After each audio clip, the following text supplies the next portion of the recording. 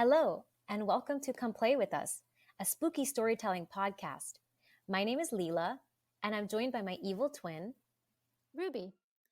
We're actually both the evil twin. We're both writers with non-writer day jobs. We believe in the power of great storytelling, so we've invited guests with the challenge of weaving a tale about real-life hauntings and paranormal activities with the sole purpose of scaring the shit out of us. We'll rate them to see how they've done. Our ratings go a little something like this: scared shitless,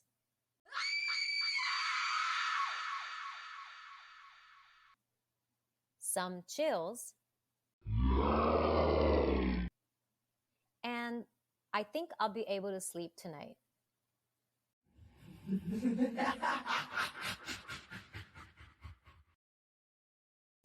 Hello, and welcome to our next episode. Today, our guest is Stephanie, who previously terrified us with her tale of Robert the Doll. And this time, I'm going to try and terrify her.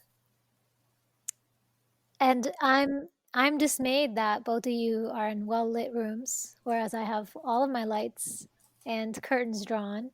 All my lights are off, my curtains are drawn. I'm ready for the occasion. I wish you two would do better. I'm kidding. Leila, why is there so much radiant light in your home? Well, the cats don't like it. And then also, I think that horror can happen in the daytime too. So, You know what? You're right, because Midsummer taught us that. yeah. Basically, the entire movie takes place in bright light. So, good point. Hi, everyone. I'm really excited to be back, and I'm excited to see Leila on the other side of this experience. All right. Well, buckle up, both of you, or mostly you, Stephanie, because Ruby, she's not gonna. We don't rate each other, even though we kind of low key do. But anyway, all right. So I'm gonna talk to y'all about the Pottawattamie County Squirrel Cage Jail. Let's say that a million times fast. So it's a jail for squirrels, and it's haunted. Because I'm okay. I'm okay with that. No and Haunted yes. animals. Oh, okay. All right. The Pottawattamie County Jail was built in Council Bluffs, Iowa in 1885. It was built in the style of a rotating cage, also known as a rotary jail, and there are only 18 known jails like this ever made. The concept was to limit jailer and inmate interaction. So it could house 60 men in total, or 60 people in total, 2 men per cell ranging from age 14 and up. And it also saved money and resources because it was designed so that just one jailer needed to manage all of it. How? The jail rotated by pulling a crank. So it was 4 stories tall. The top floor was the jailer's residence, and the remaining 3 floors below were basically 3 large rotating cages that housed the cells. Wait, I have a question. When was this built again? 1885. Okay, this is very Kafkaesque to me. Like a rotating jail center. Isn't it like that Panopticon. Yeah. So it's not. So the panopticon structure is basically like a circle, and then there's like a guard in the center, and all the jail cells face towards the center. So like basically this is the illusion of constant supervision. This is a little different, and you'll hear how this is a lot more horrifying psychologically and physically. So yeah. So it was 3 floors. The topmost floor was the jailer's residence. So one jailer was needed to manage the whole thing. And the lower 3 floors were all made up of jail cells. And there was one floor that was like the women's floor. And back when it was being designed and built, people actually thought it was too fancy and accommodating. because if you look it up, the exterior looks like this gorgeous Victorian mansion. And then inside, the cells actually contained a toilet, which back then was luxury because indoor plumbing wasn't as common. And also, they were like, well, you just have one jailer monitor the whole thing. You mean there's not going to be any inmate abuse? Okay, great. Just one jail. How's one jailer going to abuse 60 people? I don't get it. But Wait, so anyway, they're saying this would mitigate jailer abuse? yeah. Or, And that's a bad thing. okay. So anyway, of course, now it's remembered for how inhumane and dangerous the jail's design was. So the cells were all located, so each floor cells were located on a central carousel that would, at the turning of a hand crank, spin so that only one inmate's holding area could be accessed at a time via a single entryway. So meanwhile, when they pull the crank, only one cell is accessible. The others are all hidden away within like the walls and within the floor of the actual jail cell or jail. It's like a weird like elevator almost. But like vertical. Were they? Do they have windows? Huh? Yeah. Yeah. I was gonna. Same question. Yeah.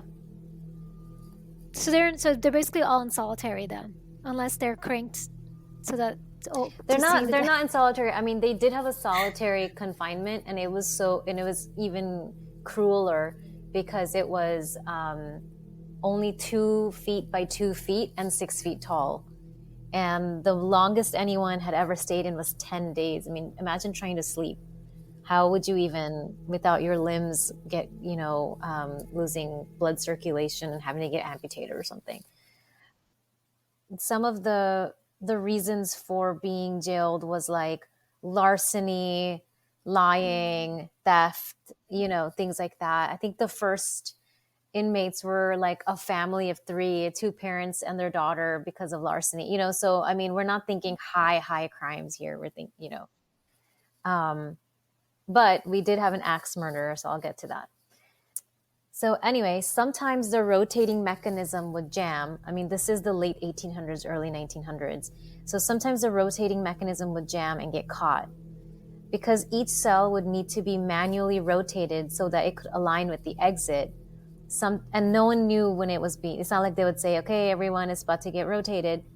Sometimes it would mean that inmates would get stuck and not be able to leave if it jammed. So they would not get to exit on their floor within their cell, and they would sometimes have to go days without food or water until they fixed the jam. And because of the rotating cells, some even lost limbs that got caught in the bars while it rotated. This was a common occurrence. It didn't happen at this jail, but there was other jails that were designed in this way. And the jail that had basically inspired the folks at Council Bluffs, Iowa, to build this one, that jail that inspired this one, actually someone's head was crushed between the walls as it was rotating. Oh my God. So that one also had its history. This is so 1800s. Like, this is, industrial era, like, not thinking about, the consequences or people getting hurt or crushed. Just not thinking about the future. I mean, come on. Yeah. And they and the development or whatever development people who were responsible for having this jail built and developed were just huge fans of this setup. We're just huge fans of it because they were like, let's just, so even though in the beginning there was some pushback because they were like, it doesn't seem cruel enough, they still ended up going ahead with it, and now we know.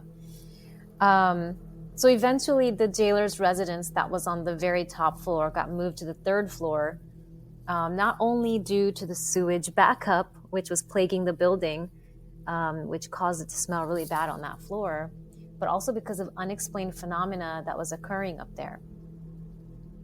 So by 1910, citizens demanded a new jail be created because of the inhumane conditions and general hazards the rotating jail provided. So this is about 35 years later, or 25? I can't count, 25 years later. It was deemed unsafe and dangerous to the lives of the inmates. Still, it kept cranking away for another 40 years. And it was during that time, it was condemned 22 times in its 84 years of use. So finally, things changed in 1960 after an inmate died of natural causes. And due to the rotating mechanism jamming, as was common, his body couldn't be retrieved for 2 days. So, yeah. Oh my gosh. So, of course, the smell of the rotting corpse likely became so intolerable, they were like, okay, time for an upgrade. We need to do something about this rotating mechanism. So they got rid of it, and the jail was still used. The cells were converted to be more accessible, and no longer, rotated via that crank. So it was used as a jail for another 9 years, and then it was shut down for good. And today it's a museum, and you can go and tour it. It's actually, I think, very close to Omaha, like near the border. So a lot of people go over and visit it. And sometimes even former inmates come and give tours, I guess, if they're still alive. Because there was still a lot of inmates, but on record, there are only 5 official deaths, and they range from execution by hanging, and the noose is still hanging in the jail today, suicide, and of course, natural causes, the one person who died from the heart attack. And there was one person who fell 3 stories after trying to carve their name in the ceiling. But the current museum director, Kat Slaughter, which is a great name, feels like there could have been many, many more. She says she thinks that could contribute to the spirits that are now haunting the jail. And there's so many paranormal occurrences that she's witnessed in her 6 years as museum director. She's heard footsteps. She's seen dark shadow figures. Sometimes doors will inexplicably slam and open on their own. And she'll hear voices when she's the only one in the building. And sometimes the odd whistling. Yeah, I have a quick question. Is it rotatable today? No. They got rid of that mechanism, and they turned it into a normal jail, and then it ended up closing. Okay. And perhaps the fact that the grounds of the current jail were actually built over a morgue could be contributing more spirits to the space than just the 5 people who were recorded to have died on the premises. So it's just started off doomed, pretty much. Yeah. So a pair of investigators from Paranormania visited the jail. One night they decided to stay in a cell to document the paranormal activities. From far away, they heard footsteps. Slowly, each footfall landed closer and closer to their cell, and then it stopped completely. It was as if a spirit of an old inmate paid them a visit and was now watching them within the bars of their old cell. On the top floor where the jailer's residence used to be, the team from Paranormania couldn't get their equipment to work properly, and this has been documented by other paranormal researchers, where sometimes their electronics just jam when they're in the building, especially on that top floor where the residence was. And there was a woman that was with them, and she was suddenly attacked. She felt something viciously pull her hair. And most often women that visit this jail, or even, parts of groups of investigators, women often seem to feel a disturbing or threatening presence on that floor. So paranormal reports around the Squirrel Cage Jail have been common since all the way back in the 50s, when a jailer refused to use that 4th floor jailer apartment due to the sounds of constant loud footsteps approaching from nowhere and getting closer and closer, but nothing was ever there. A former jailer said he often felt like he was being watched by an unseen entity. And these reports are still happening today. It could be due to J.M. Carter, who was a former jailer who oversaw the construction of the jail and was the first one to live in that jailer's residence. And it seems like he never left. Ghost hunters have caught photography of a man dressed in a uniform on that floor, and these photographs are actually featured at the museum today. So imagine you're visiting this old historical jail on a tour, and suddenly you see the vision of a little girl locked in one of the cells. She looks lost and forlorn. Or maybe you don't see the little girl, but as you're walking by an empty cell, you feel little hands tugging on your clothes as if reaching out to get your attention. Mm-mm. Nope. A little girl's voice has been heard echoing throughout the jail. And that might be surprising, but there is a section in the jail where children of inmates could stay while their parents were locked up. So who knows what spirits of children or even their pets, as ghost cats have also been cited, were left behind. Perfect. Yeah, were left behind when the jail closed. There's also curses that have been associated with the jail. Wait, sorry. I just had to turn around and look behind me. I just got so creeped out. So here's how I'm sitting. Wait, hold on. Because I have my camera off. So I'm just sitting with Complete darkness. But you see all this darkness behind me? Oh my God. I just felt like something just tingling the back of my neck, and I had to just turn around and be like, who's there? The hands of many little children. All right. Sorry, Leila, continue. When I was talking about the ghost cats, Gizmo just sauntered past my laptop really slow and laborious. I'm like, I'm not talking about you. I'm talking about ghost cats. You're not part of this conversation. I mean, all cats basically behave like ghost cats. So yeah. There's also curses that have been associated with the jail. At one time, the jail held mass murderer Jake Bird, a transient who may have killed up to 46 people using either an axe or a hatchet. Jeez. And I think this is around the Villisca axe murder time, because that kind of created a trend of axe murdering. I was just gonna say that there was with Lizzie Borden, and then what happened in that house. Yeah. Yeah, axe murders were really common, and from what you're saying, he's a serial killer. Yeah, and they're saying killed up to 46 people. They don't actually know the full number. So at his trial, the killer put the Jake Bird hex on those involved in punishing him. It might sound like a Twilight Zone episode, but after his hanging, 6 people died within a year, including the judge, the court's chief clerk, 2 police officers who took confessions, and the killer's lawyer who died on the first anniversary of his sentencing.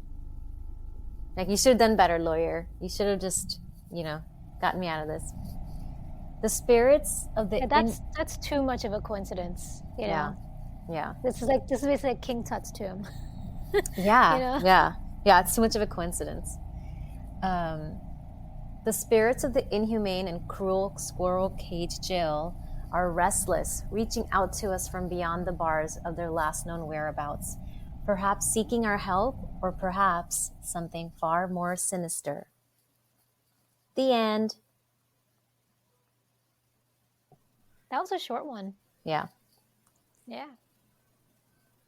All right.